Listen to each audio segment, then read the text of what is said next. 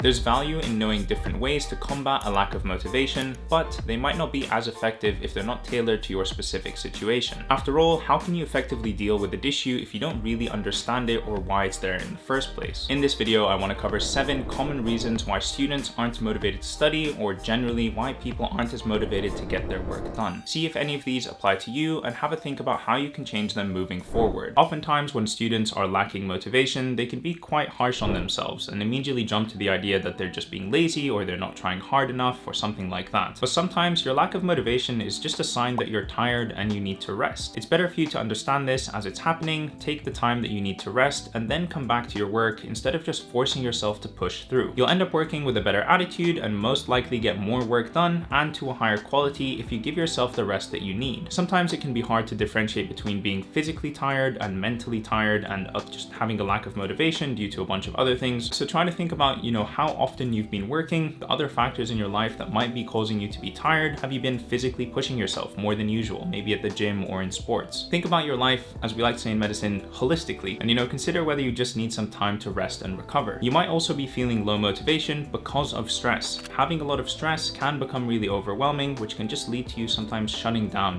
when it comes to being productive or getting things done in your life. It can become really hard to compartmentalize all the different stressors in your life and focus on your priorities. In these times, try and reach out to the people around you for additional support. And when it comes to studying and things like that, use all the tools that you have and about, like scheduling or prioritizing, making to-do lists, etc., to try and sort of lighten the load that you have. Now, in our life, distractions are plenty and they can easily keep you from getting stuff done. Going out with your friends compared to sitting at your desk and working is a tough comparison. The temporary discomfort of studying for future success is something that's really hard for us to work on in the present moment. It's much easier to pick the option that's going to offer immediate pleasure. If you find that you're constantly blowing off your work for other things in your life, then you might want to start thinking about making a list of priorities and being honest about how much time you can give to other parts of your life that are not your immediate priorities. For example, if you've got exams in a couple of weeks, like I do right now, then you might want to limit yourself to a couple of days off a week, which you can give to everything else in your life that you want, but it's important to create those boundaries and stick to them if you want to reach your chosen goals. Worrying about failure can easily backfire on you. You can feel so flustered that you spend all your time fixating on the fact that you might fail, so you avoid work in the first place. You convince yourself that you're going to fail, and the panic of it all means that getting your mind to focus on work seems impossible. The key here, I think, is to almost counsel yourself, talk to yourself, or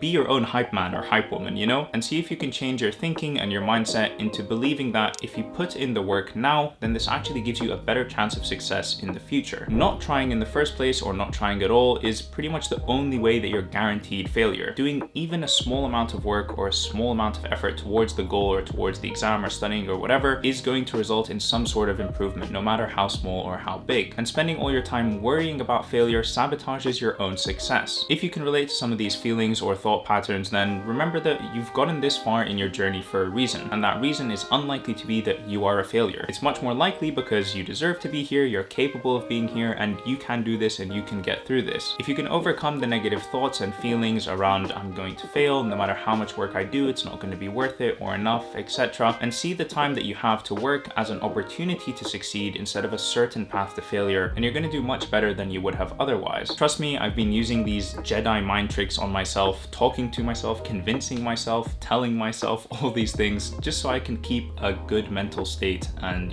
tell myself that the work that I'm putting in now is going to be worth it, and any amount of work that I do is going to be an improvement, no matter from where I am at the moment. All these ways of tricking myself and convincing myself to start studying, to keep studying, and to keep myself in a good mental space. So we've all been in a place where we're sitting in front of our computer or workbook and we don't know what to do next. Coming up with any sort of game plan seems impossible because you just don't know if anything you come up with is actually going to work. This is one of those situations where just starting is all you need to do. It doesn't matter what you start by doing, just start with something. After that, your resources will become your best friends. You can also speak to your tutors or students in the years above you. You can look online to try and get some advice or strategies on how to get going and how to get started. But if you already know what the plan or strategy is, and it's just that initial starting of the work that's the problem, then that can be tough. And often what I really like to do in those situations is just to start with the easiest little piece of work that I have in front of me. For example, if you're watching a lecture that is like an hour long with 50, 60 PowerPoint slides and you just can't bring yourself to get through them and watch them, I feel you, don't worry, I've been there many times. Try and find creative ways to get around this sort of block. So for example, instead of just starting on lecture slide get number one and watching grinding through to get through to the end,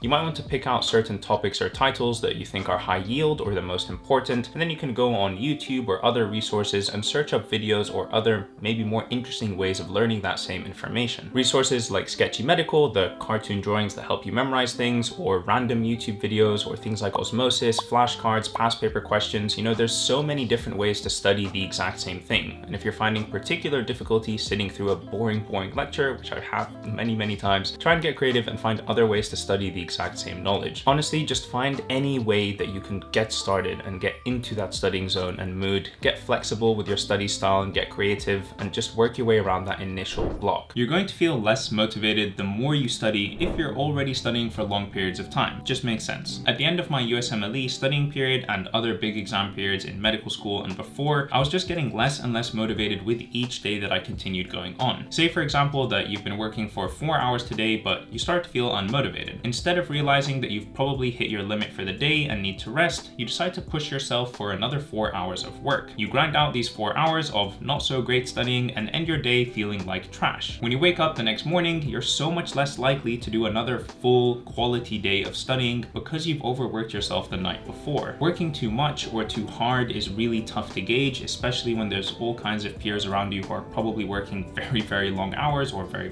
much. And all of us, I think, deep down are kind of programmed to feel like we need to work more and study more, and that we're not working hard enough or as hard as other people, etc. This isn't the case for everyone, but particularly amongst people in competitive environments like medical school, law school, engineering, whatever, it tends to be present quite a bit. If this is you, then try to come up with boundaries that you can use to work with. So if you know, for example, that after 6 hours of studying in a day, you get completely fried, your brain turns to mush, then after those 6 hours, just plan to give yourself some downtime, some other activities that you can enjoy and use to sort of de-stress, relax, and reset before you get working again the next day. The perceived difficulty of the task can be one of the biggest barriers to motivation, and I've experienced this so many times. I have an assignment to do and it just seems like this impossibly tall mountain that I need to climb and I'll never be able to. And the key that has helped me overcome these feelings is to understand the difference between perceived difficulty and actual difficulty. It could be that the work is objectively just really difficult, and in this case you need to employ, you know, all of the techniques you know about studying and motivation to help you get through it. I'm talking about things like chopping up the work into bite-sized manageable pieces, reaching out to more experienced people like tutors or older years, using online resources, and so on. If this isn't the case and it just seems that the task is really difficult, then you need to take a different approach. You need to figure out why this seems so difficult to you. It might be that you're really struggling with the topic, let's say algebra or organic chemistry or physics or whatever. It might be because you haven't done well on previous tests and so now you're worried that that's going to happen again. It might be that you're worried about tackling this subject because of your lack of prerequisite knowledge, or you just find it really boring or not as engaging or whatever. All these things can build up in your head and mean that you perceive the task to be so difficult that you don't end up doing anything at all, or you just feel terrible about it to begin with. If you can figure out why you think the task is so difficult, then you can come up with a game plan to tackle it. And on top of that, this is another scenario where I found that just getting started is so helpful. 100% of the time when I've had this feeling that there's this huge mountain for me to climb and I'm never going to be able to climb it, whatever, as soon as I start and I put in like 5 minutes, 10 minutes of work, maybe the first hour, I always realize this isn't as bad as I had made it out to be in my head. I slowly start to work on it, I just get on with it, and before I know it, progress has been made. So genuinely, just getting started, giving the thing a go is one of the best things you can do. Force yourself to start. For some students, having a false sense of security can prevent you from studying altogether. If you think that you've got plenty of time to work, or that the work isn't that difficult, or that it doesn't require a lot of time when it actually does, then you're actually underestimating the amount of work that's involved, and you might not study at all or get started way too late. You can easily talk yourself into not studying, and you're okay with it because you've convinced yourself that you don't need to. This can sometimes be a cycle of being unmotivated and then convincing yourself that you don't need to work, which confirms your need to not work in the first place. It's difficult to recognize, but often it's worth speaking to people around you to get some sort of census or idea of what other people are doing. It acts as a litmus test as to whether you're doing enough or not. If you're the only one who's starting studying a week before the exam when everyone else has given themselves 4 weeks, then you might want to reconsider your mindset around how much time you've given yourself to work. Literally last week, I messaged messaged Kenji and Georgina and I asked them what their game plan was for our upcoming exam. And I did this so that I could compare my own game plan to their game plan and see if I'm giving myself too little time to study or if others are doing something similar and it's probably going to be okay. It's easy to fall into this trap, and it's also easy to selectively listen to the few people that will tell you what you want to hear,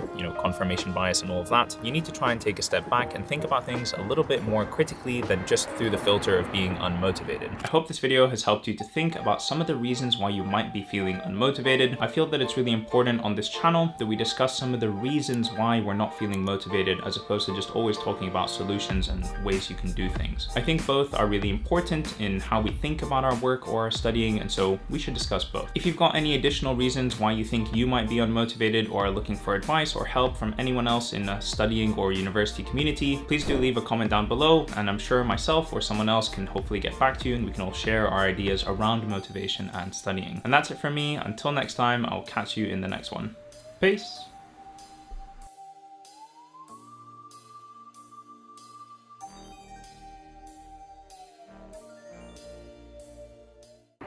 Cool, that's balcony section number 2. Now let's get off this balcony without dropping my £5,000 camera. Easy does it.